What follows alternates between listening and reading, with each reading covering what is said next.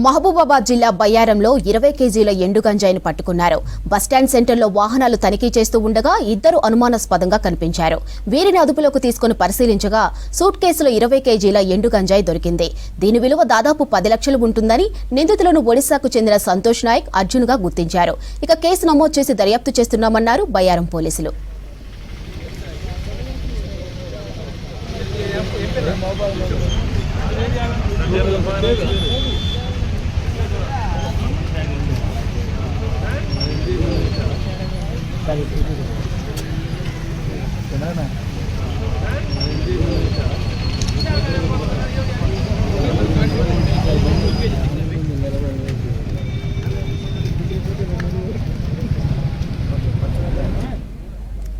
మహబూబాబాద్ జిల్లా బయ్యారంలో 20 కేజీల ఎండు గంజాయిని పట్టుకున్నారు. బస్టాండ్ సెంటర్లో వాహనాలు తనిఖీ చేస్తూ ఉండగా ఇద్దరు అనుమానాస్పదంగా కనిపించారు.